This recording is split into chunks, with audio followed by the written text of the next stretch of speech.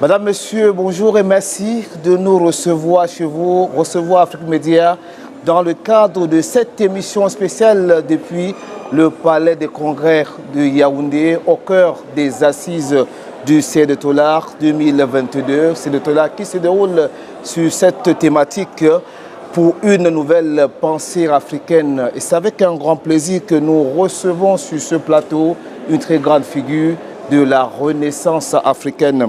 Alors, professeur Kalala Omotunde, bonjour et bienvenue sur ce plateau. Totalement. Je suis ravi d'être avec vous aujourd'hui pour partager justement à la fois sur cette Afrique qui est en plein mouvement et aussi bâtir les perspectives d'avenir. Parce que c'est important, surtout c'est le moment de le faire. D'accord. Merci beaucoup, professeur. Alors, je dois rappeler à nos téléspectateurs que vous êtes également fondateur de l'Institut Anijat. C'est en Guadeloupe, ça? C'est en Guadeloupe.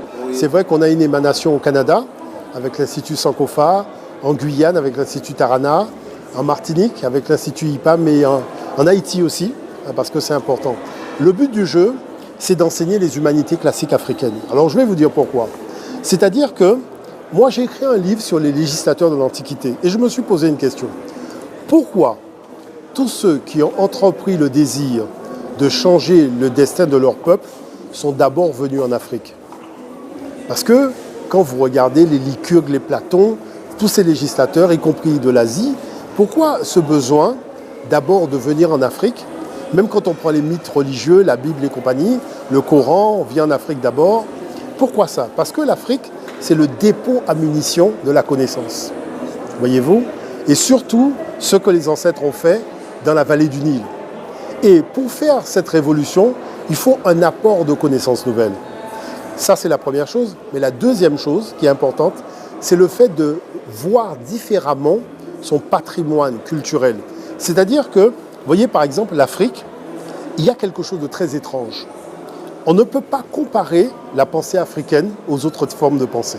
Pourquoi ça pour ça? Parce que on vous dit, par exemple, qu'il y a des nombres décimaux et il y a des nombres binaires.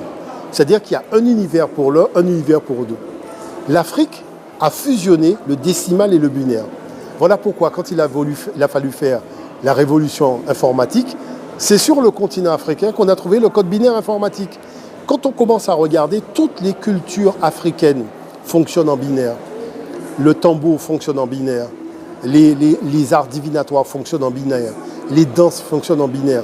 Donc ça veut dire que si l'Afrique prenait conscience de la dimension scientifique de sa culture, on aurait notre propre ordinateur avec notre propre code binaire. Parce que des codes binaires informatiques en Afrique, il y en a beaucoup. Vous voyez? Donc ce qui veut dire qu'il y a quelque chose de très étrange. La deuxième chose, vous savez, on parle d'art sacré. Vous avez dans une confrérie initiatique, on va vous faire un objet d'art. Donc on va vous faire un masque, on va vous faire une statuette. Mais ce que les gens ignorent, c'est qu'à l'intérieur de la statuette, vous avez du minerai stratégique, vous avez de l'or.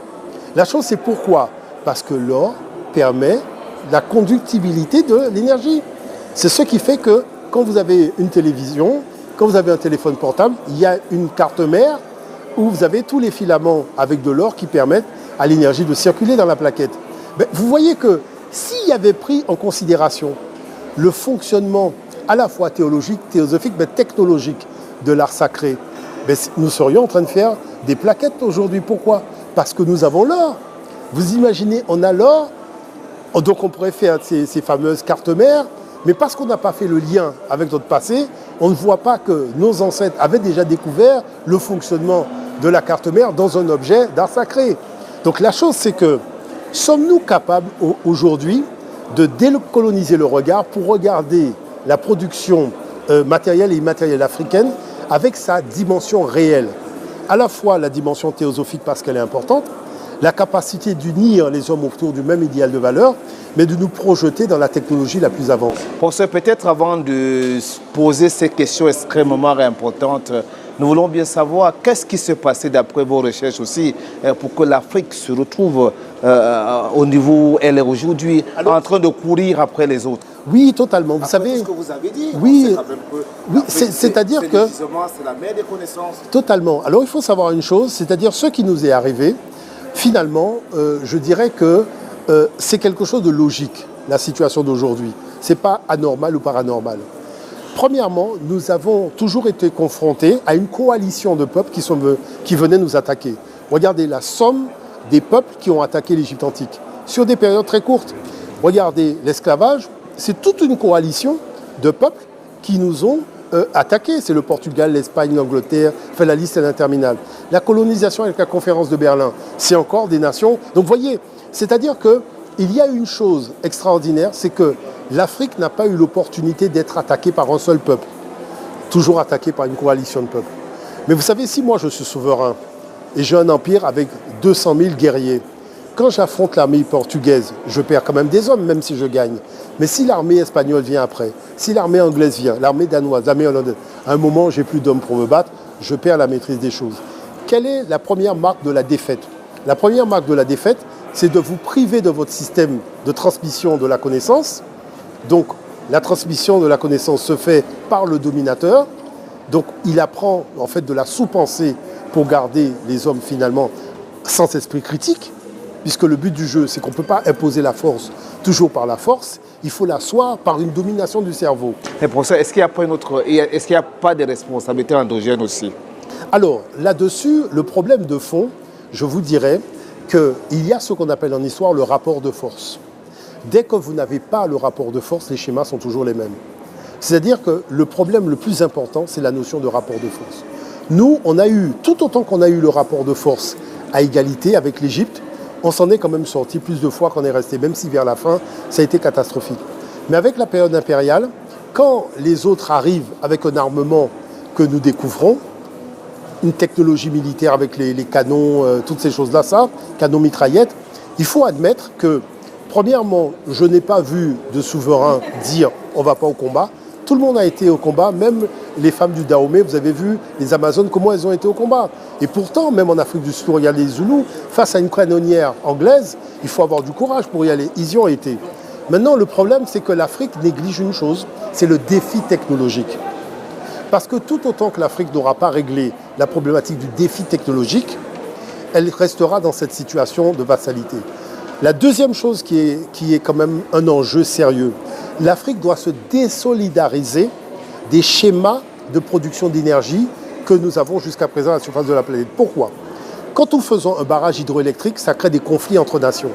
Entre la nation qui est en amont, en aval, parce qu'on modifie le flux de l'eau et puis les espèces aquatiques disparaissent. Ça crée trop de conflits. Quand on découvre du pétrole, celui-là en a, celui-là n'en a pas. Ça crée des rivalités. Donc on va s'appuyer sur le pays qui n'en a pas pour aller regarder ce qui se passe au Rwanda par rapport au Congo RDC, dans le Kivu. Voyez. Donc, tandis que la géothermie part du principe que la Terre a un magma et le magma, il est partout. Donc, chaque pays peut disposer dans son unité de production d'énergie sans embêter le voisin. En plus, même si le pays a signé une COP21 l'interdisant d'émettre des gaz à effet de serre, la géothermie n'empêche pas parce que c'est de la vapeur d'eau. Bon, ensuite, il y a de l'hydrogène. Savez-vous que dans le sous-sol africain, vous avez de l'hydrogène qui sort à même le sol. Mais l'hydrogène, c'est la seule solution pour stocker l'électricité. Donc à partir du moment où on stocke l'électricité, ça veut dire que nos camions sur les routes peuvent rouler à l'hydrogène. Les avions qui volent peuvent voler à l'hydrogène. C'est-à-dire que le monde noir peut devenir leader d'une technologie nouvelle parce que toutes les technologies anciennes, regardez où ça mène l'humanité. Le charbon, l'Allemagne revient au charbon. Le problème de l'uranium, regardez le grand n'importe quoi que c'est, puisque les centrales ne sont pas entretenues, donc ça crée d'énormes risques. Donc vous voyez que pourquoi on va suivre ces gens-là dans des complications, des problèmes dont on sait qu'il sera des problèmes, alors que nous avons ces solutions-là. Vous savez, moi je viens de la Guadeloupe. En Guadeloupe, on a la seule usine de géothermie de France, et qui plus est en Haute-Alpie. Et pourquoi? Parce qu'on a un volcan. Vous savez que le Cameroun a des particularités que nous avons en Guadeloupe, mais à plus grande échelle. C'est-à-dire le Cameroun, en très peu de temps, nous avons des ingénieurs panafricains aujourd'hui, spécialisés dans la construction d'usines de géothermie. Quoi? En 12 mois, on vous fait une usine. Et si vous voulez l'électricité à Yaoundé, on vous met l'électricité parce que tout simplement, les technologies le permettent. Ce sont des technologies beaucoup plus puissantes que par le passé. Tout est en miniature, on n'a pas besoin de grands complexes aujourd'hui. Et ce qu'on a besoin, c'est de diffuser cette énergie produite dans toute la ville.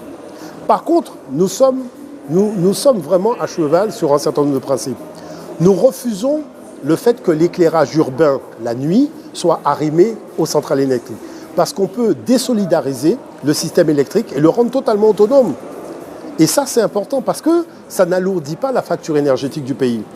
La troisième chose, c'est qu'il faut changer les matériaux. Nous avons été assujettis à des matériaux coloniaux qui ne sont pas adaptés à notre climat. Vous savez, on construit avec du ciment. Le ciment a la silice. La silice est utilisée en métallurgie. Du coup, quand vous avez une construction en ciment, vous avez une chaleur de fait. Mais si on fait la technique ancienne, la brique de terre, qu'on améliore avec les technologies d'aujourd'hui, la brique de terre a un coefficient de transformation de l'énergie. C'est-à-dire, il fait chaud à l'extérieur, il fera frais dans la maison. Nous avons été au Soudan, on a visité des hôtels construits en brique de terre. Il n'y a pas de climatiseur. On a traversé le fleuve, Nil, on va en face, on est en pays arabe. Il y a des climatiseurs partout parce qu'ils ont construit avec le ciment et les parpaings. Donc, c'est-à-dire que l'Afrique doit développer son engineering sur des solutions qui fera d'elle demain, je dis demain, c'est-à-dire dans 4-5 ans, un leader mondial. Parce que, je vais vous dire une chose qu'il faut comprendre. Est-ce que vous savez que l'Arabie Saoudite, que tout le monde présente comme un gros mastodonte, c'est un ballon qui est en train de se dégonfler? Pourquoi le ballon il se dégonfle? Parce que l'exploitation du sous-sol, quand vous enlevez 3 milliards de barils de pétrole, ben, c'est toujours ça en moins. Et un jour, ça va bien se terminer.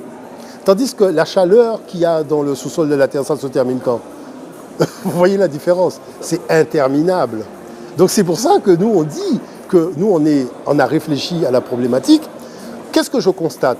Quand je consulte des programmes énergétiques de pays africains, la ligne géothermie est à zéro. Vous imaginez que c'est la technologie la moins coûteuse, la moins problématique sur le plan diplomatique, la plus facile à mettre en place, celle que le monde panafricain maîtrise, c'est-à-dire tous les ingénieurs sont noirs, avec des turbines qui n'existent même pas dans le monde blanc, qu'on a la possibilité d'instaurer en Afrique, vous voyez, et vous avez des gens qui gèrent ce département pour un pays et c'est à zéro. L'hydrogène, c'est à zéro. Mais qu'est-ce qui nous est arrivé?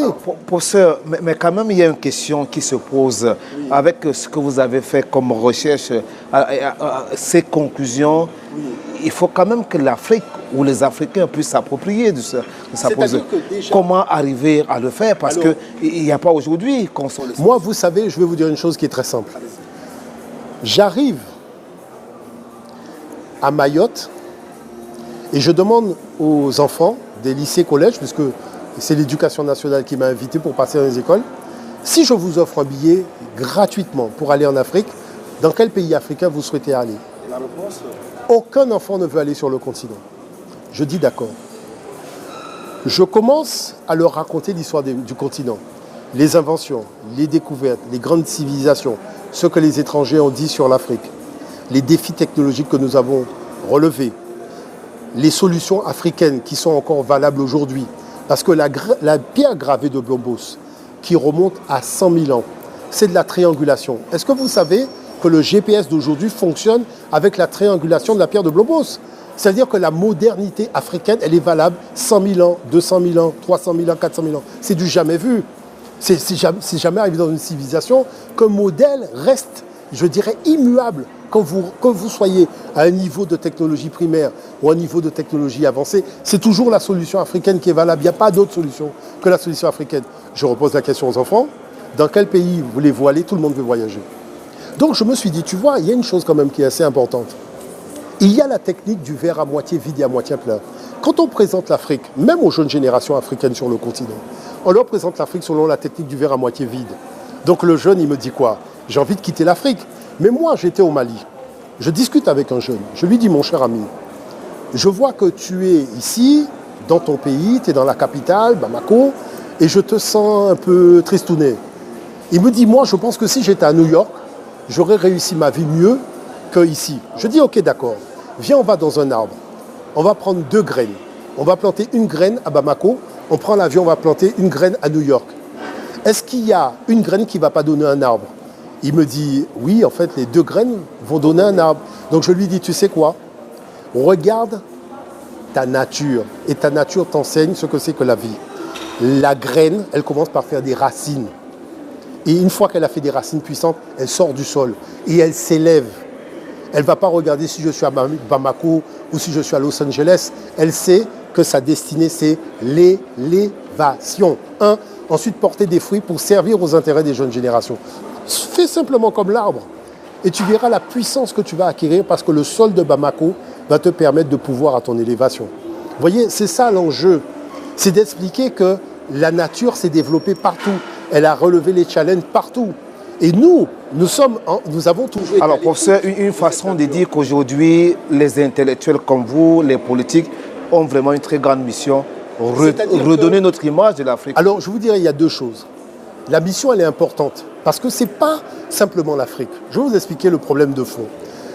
Moi, qui suis dans la Caraïbe, je tiens quand même à vous rappeler qu'il n'y a aucun noir en sécurité à la surface de cette planète. Pourquoi ? Parce que l'Afrique n'est pas un continent puissant.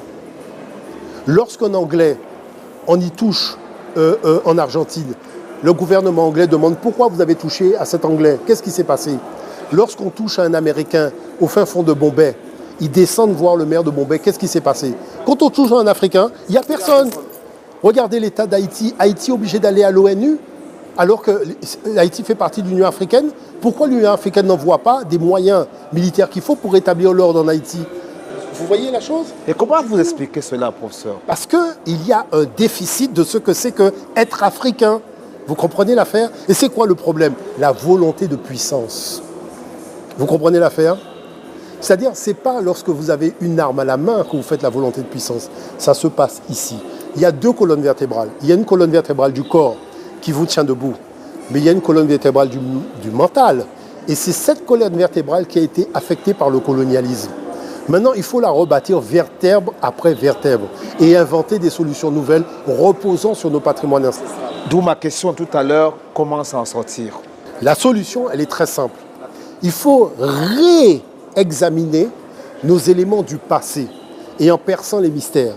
Et pour cela, il faut aussi se faire aider des connaissances dans les confréries initiatiques. Regardez le Mbok.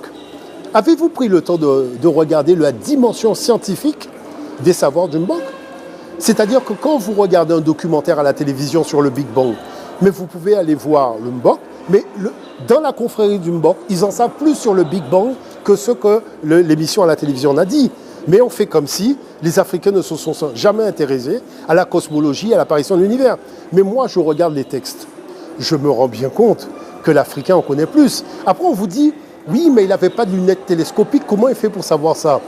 Mais le problème, c'est que qui vous a dit que pour connaître les mystères de l'univers, il fallait le télescope? L'Africain a dit le microcosme est l'égal du macrocosme et le macrocosme repose sur le microcosme. Donc, c'est-à-dire qu'on peut étudier le macrocosme à partir du microcosme puisque les lois sont les mêmes. Sauf que l'Occident cloisonne le microcosme et le macrocosme. Donc, pour eux, c'est deux sciences différentes. Pour l'Afrique, c'est la même science. Alors, professeur Kalala, vous êtes parmi les invités de marque de cette conférence internationale CEDOTOLAR 2022 ici à Yaoundé au Cameroun. Alors, qu'est-ce que vous en attendez concrètement? Alors, je dirais que effectivement, c'est important de poser la question de la nouvelle pensée africaine. D'accord? Cette nouvelle pensée africaine, elle existe déjà, mais il faut véritablement la suractiver. Ça veut dire quoi? Lorsque vous mettez une graine en terre, elle commence d'abord par faire des racines. Parce que c'est ça qui fait qu'elle prend de la puissance dans la terre. Parce que, vous savez, chez nous, on a des cocotiers. Moi, je reste admiratif du cocotier. Vous savez pourquoi? Quand arrive un cyclone, le cyclone arrive avec des vents de 240 km/h. Vous avez un cocotier qui est sur la plage et qui regarde le vent, qui lui dit, tu sais quoi? J'ai des racines, mon gars, et je t'attends. Et vous retournez à la fin, vous voyez le cocotier toujours debout. Vous commencez à comprendre, mais c'est quoi le problème du cocotier? Le cocotier a des racines, c'est comme des doigts. Mais quand il a mis ses racines dans le sol, il attend des vents de 240 km. C'est ça l'enjeu. Les racines, ça te permet de relever n'importe quel défi en ayant la certitude que tu vas rester debout. C'est pour ça que c'est important d'avoir des racines, mais il faut des racines puissantes, il faut des racines longues. Par exemple, quand on parle de l'hominidé, l'homme moderne sapiens, qui remonte à 350 000 ans, mais est-ce que vous savez qu'en 300 000, il inventait déjà des sciences, des choses qu'on ne comprend pas? Si vous prenez par exemple la technologie de la pierre chauffée, ça apparaît à Pinnacle Point en Afrique du Sud en 200 000. En 200 000, l'homme africain connaît maîtriser des températures, mettre des pierres pour faciliter la taille de la pierre. C'est-à-dire qu'il commence par de la technologie avancée. Quand il fait la pierre gravée, mais c'est impressionnant, l'Africain invente l'écriture, il dit « moi je veux capturer le son ». Les autres font des pictogrammes, lui il décide de capturer le son. Et il arrive à capturer le son. Qui fait que quand on apprend l'égyptien ancien, on lit avec le son que faisait notre ancêtre il y a 8000 ans. Mais il faut comprendre que, tu te dis, mais à un moment, mais c'est quoi être africain? Être africain, c'est trouver une solution à laquelle personne n'y a pensé. C'est ça, être africain. Et donc c'est ça qu'il faut arriver, non seulement à démontrer, et c'est ce que je démontre. Vous voyez, aujourd'hui, plus personne ne peut venir discuter que ce que je dis, je ne l'ai pas démontré. Lorsque j'ai dit que nous avons inventé le château fort, avec toute la technologie du château fort, l'homme occidental n'a pas rajouté même un élément dans le château fort. Tout existait déjà. J'ai fait la démonstration, les gens ont vu.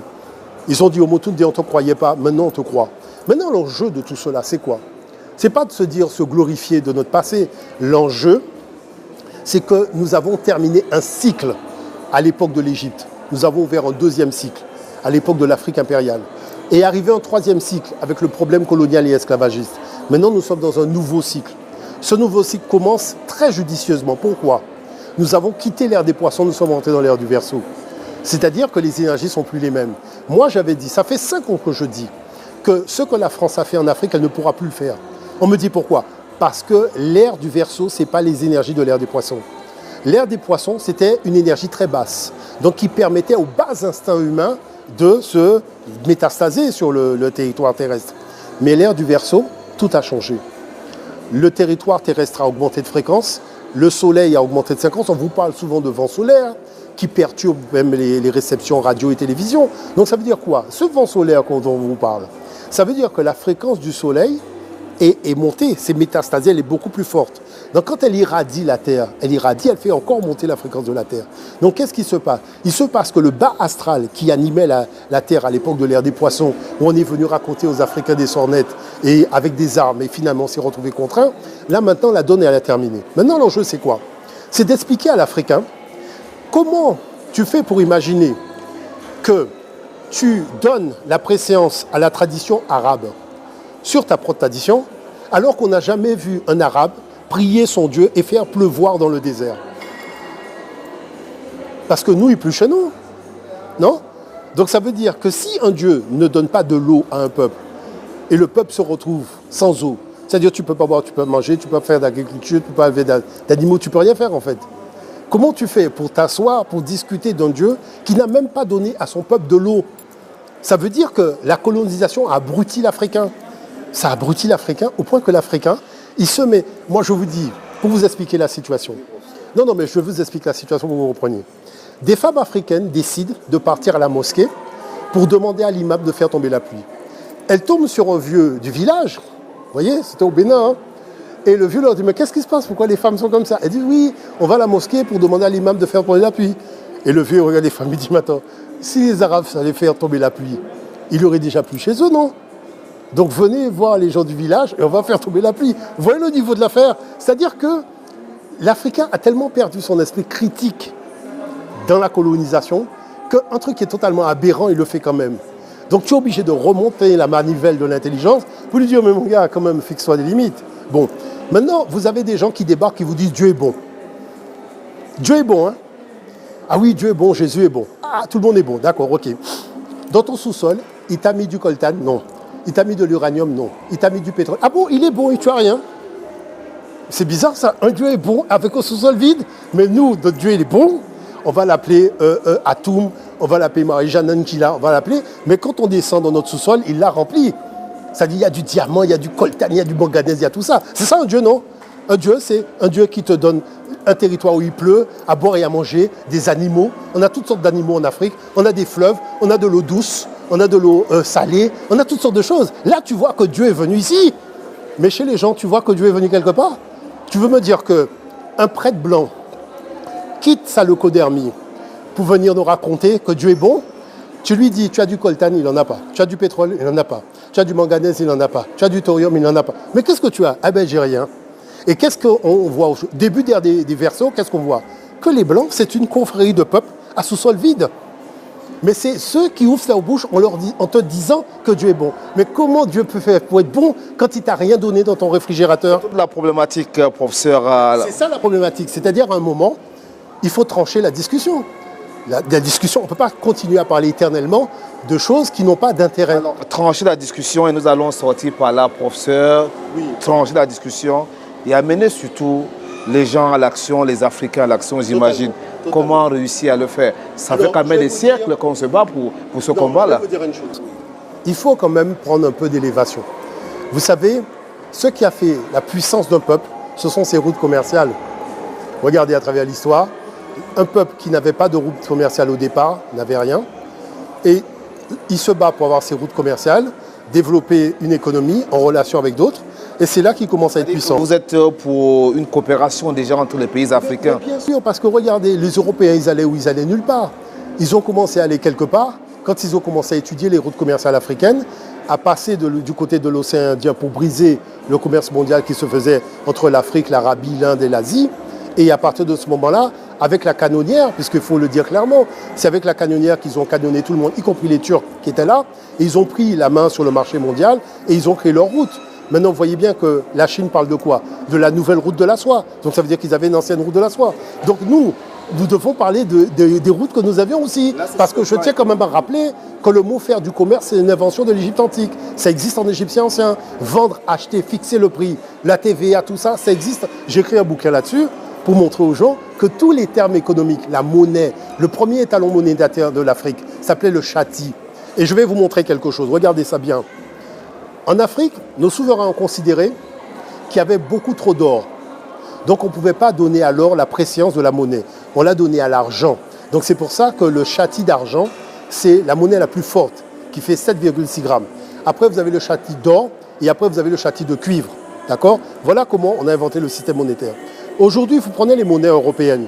Vous avez une monnaie sertie d'argent, qui est la plus forte. C'est 1 euro, 2 euros. Après, vous avez une monnaie qui est à la couleur de l'or. Et après, vous avez une monnaie qui a la couleur du cuivre. Comment un occidental peut venir vous dire qu'il a inventé la monnaie? Il n'a pas d'argent dans son sous-sol, il n'a pas d'or dans son sous-sol, il n'a pas de cuivre dans son sous-sol, donc il n'a rien dans son sous-sol, il invente la monnaie. Quand même. Question. Alors là, c'était sur le plan économique. Oui, peut-être pour s'en sortir. Vous parlez de la coopération. Oui, donc je disais que, effectivement, l'enjeu, et comprenez bien l'affaire. Moi, je suis venu au Cameroun il y a quelques années. J'ai pris des francs CFA. J'arrive au Togo. On me dit que mes francs CFA camerounais ne sont pas valables. Donc, ça veut dire que quoi? Écoutez, tout le monde parle d'échanges économiques. L'Europe a fait l'euro pour les échanges économiques, non? Comment ça se fait qu'entre le Cameroun et le Togo, je ne peux pas faire d'échanges économiques parce que tu as un individu qui a décidé de priver les deux pays de relations économiques pour créer des petits halos de relations. Il faut arrêter ça. Donc, ça veut dire que quoi? Ça veut dire que moi qui suis panafricain, vous pensez que j'ai le temps de penser qu'il y a 2 zones francs CFA, machin? Moi, je dis, on va mettre un terme à cette affaire-là. Parce que la puissance d'un territoire, la puissance d'un continent, c'est la puissance de ses relations économiques. Et il ne faut pas créer de barrières dans les échanges économiques. Donc, c'est pour ça que c'est la première chose qu'il faut faire. En 2, il ne faut pas avoir des denrées dont la matière première vient de l'extérieur. Vous avez vu l'affaire de l'Ukraine avec le blé. On s'est retrouvé bonbon. Parce que, tout simplement, moi, j'avais quand même monté avec donc, des gens en Côte d'Ivoire une usine de fabrication de farine à partir du manioc. C'est vrai que cette usine a été détruite quand il y a eu la Ligue des Champions entre Laurent Gbagbo et Ouattara. Mais toujours est-il que nous avions notre usine qui fabriquait des tonnes de manioc. Donc l'enjeu, c'est de rebâtir cette usine-là. La chose, c'est qu'il faut arrêter de produire avec des choses qui viennent de l'extérieur quand c'est une matière première principale. Avec le manioc, on fait de la farine. Avec l'igname, on fait de la farine. Il y a beaucoup de choses avec lesquelles on peut faire de la farine. Et ce n'est pas de l'espace qui manque. Mais l'avantage de tout cela, c'est qu'on peut faire des gâteaux, on peut faire des crêpes, on peut faire beaucoup de choses. Nous, on a fait un test. On a pris la farine de manioc. Nous sommes allés dans la fête des étudiants de la Maison des Mines à Paris. On leur a dit, on prend en charge tout ce qui est restauration et compagnie. On a tout fait à base de farine de manioc. Eh bien, les jeunes ne se sont même pas rendus compte que ce n'était pas la farine de blé. Quand on leur a demandé après, mais ils ne se sont pas rendus compte. Donc ça veut dire que l'Afrique a des atouts. Et la chose, c'est que l'économie, c'est un match de football qui se joue à domicile, pas à l'extérieur. La troisième chose que je dirais, qui est très importante, le monde noir a tendance à croire que prendre une franchise américaine et l'implanter chez vous, c'est faire de l'économie. Une franchise ne sera jamais de l'économie. Il faut que ça soit dit. On ment aux enfants dans les instituts de formation économique, dans les formations professionnelles. Parce que quel est l'enjeu? Comme ils sont financés par des multinationales pour certains, Donc, ça veut dire qu'on prépare l'enfant à travailler chez Coca-Cola. Ça veut dire que depuis que tu es né, tu vas à l'école pour travailler pour Coca-Cola. Et le BISAP qu'on a chez nous, on en fait quoi? On doit utiliser notre BISAP pour faire une puissance économique, pour l'imposer. Moi, je vous donne encore un autre exemple. Parce que tout le monde parle. Comment vous faites pour imaginer que nous, les Noirs, nous sommes par excellence reconnus pour nos performances sportives? D'accord? Et le Noir qui s'est entraîné, il va à McDonald's. Pourquoi on n'a pas une chaîne de restauration qui est basée sur des nutriments sportifs permettant à tous les jeunes qui sont en Afrique et ceux qui sont à l'extérieur, en Angleterre et compagnie, de venir dans notre chaîne où on fabrique nos choses à partir de notre attiéké, de notre manioc, d'avoir des aliments et des boissons, plus des huiles essentielles et des plantes médicinales, qui permet à ce sportif qui a fait sa petite course le matin et qui veut se régénérer, il s'assied dans notre restaurant diététique et sportif, mais financé par les joueurs de football. Vous pensez que nos joueurs de football n'ont pas les moyens de faire? Mais bien sûr qu'ils ont les moyens de le faire. Donc disons à cette intelligence africaine qui existe, parce que ce n'est pas une utopie, agissons pour avoir une chaîne de restaurants mondiale destinée aux sportifs, en utilisant tout notre savoir-faire sur les plantes, les huiles, les jus et tout ça, de manière à faire en sorte que peu importe le sport fabriqué par la personne, elle sait que quand elle veut se reposer, se régénérer, se faire masser, elle peut venir dans cette chaîne de restauration et tout cela existe parce que c'est bâti pour les sportifs. Et vous voyez le niveau de concept que ça représente, c'est une méga idée. La chose, c'est comment ça se fait que ce sont des choses évidentes, non? On joue au football. Regardez le nombre. On est en train de discuter de ballons d'or africains, de ballons d'or africains. Vous connaissez une usine qui fabrique un ballon de football en Afrique? Comment ça se fait qu'on joue au football avec un ballon qu'on ne maîtrise pas? Et les champions sont nous. On veut un ballon d'or. Moi, je ne veux pas de ballon d'or. Je veux un ballon en cuir fabriqué dans une usine africaine. Et tous ces ballons, on les vend, y compris en Guadeloupe, qui fait que quand je joue au football avec un ballon fabriqué en Afrique. Vous comprenez les enjeux de l'affaire? Très bien. Voilà. Alors, professeur... Juste une dernière chose, si vous permettez. L'économie, c'est ce que tu fais pour que l'argent puisse rentrer dans ta poche. L'objectif final, c'est ça. L'argent doit rentrer dans ta poche. Et cet argent doit être imprimé chez toi. Ce n'est pas un argent qui est imprimé à l'étranger et c'est un autre qui fixe le prix de la valeur de ton argent. D'accord? Il faut être sérieux à un moment.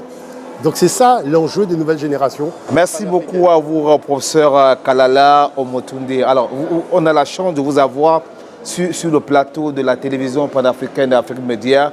Alors, il y a des jeunes à travers tout le continent africain qui vous regardent en ce moment, et ceux même des Africains qui sont à l'extérieur de l'Afrique. Quel est le message que vous pouvez leur adresser? Moi, je leur dirais que la donne, elle a changé. La donne, elle a changé parce qu'on a changé d'air. Et je leur demande une chose, il faut changer. Il faut devenir un homme nouveau, il faut devenir une femme nouvelle. Parce qu'aujourd'hui, l'avenir nous sourit, l'avenir sourit au continent africain. Je vais vous dire une chose, l'Afrique n'a jamais eu de problème, si ce n'est que de ne pas avoir de partenaires économiques. Parce qu'en absence de partenaires économiques, c'est difficile de bâtir quand même des relations économiques. Donc il fallait des partenaires qui partagent le même destin africain. Aujourd'hui, la Russie et la Chine partagent le même destin africain. Pourquoi? Parce que je vous dis une chose, si la Russie et la Chine laissent l'Occident rentrer en Afrique, ils vont prendre des minerais pour aller faire des armes stratégiques cachées en Australie. Et quand ils vont sortir de là, ils vont attaquer la Russie et la Chine. Dans moins de 10 ans, c'est-à-dire je ne donne même pas 10 ans, si je dirais la situation n'est pas analysée froidement, il n'y aura plus de Chine, il n'y aura plus de Russie. Donc ça veut dire que l'intérêt de ces deux nations, si elles veulent rester en vie, c'est de permettre à l'Afrique, le genou qui est au sol, de le remettre debout. Vous comprenez ce que je dis par là? C'est pour ça que je vous dis la donne, elle a changé. C'est vrai qu'il y a les élections au Brésil, on attend le résultat. C'est vrai que l'Inde aussi se place. Mais vous avez vu que beaucoup de choses se passent en ce moment parce que la dynamique énergétique, elle a changé. Et l'Occident est en train de prendre conscience de ses faiblesses. Vous voyez ce que je dis par là? Donc moi, ce que je dis aux gens, le monde est en train de changer devant vos yeux. Ça fait 5 ans que je le dis. Aujourd'hui, les gens ne vont pas me dire qu'ils ne me croient pas. Ils voient bien ce changement. Mais il faut que le changement soit aussi à l'intérieur du cœur de l'Africain. Il faut changer le cœur. Ça veut dire quoi, changer le cœur? L'Africain, c'est celui qui croit que l'Afrique a un avenir. L'Africain, c'est celui qui pense sérieusement que sa participation, elle est précieuse au redressement du continent africain. Et l'Africain, c'est celui qui sait que toute l'humanité, ce ne sont que nos enfants turbulents. Et un jour, il faudra remettre de l'ordre dans la famille. Merci. Ces jeunes Africains vous ont suivi, professeur. Totalement. Voilà. C'est avec un énorme plaisir que nous vous avons eu sur ce plateau. Je rappelle que Vous êtes le fondateur de l'Institut Anijat, c'est en Guadeloupe. Merci encore une fois de plus d'être passé sur ce plateau. Madame, Monsieur, quant à vous, merci pour votre bienveillante attention. La suite, c'est tout de suite sur votre chaîne de télévision Afrique Média.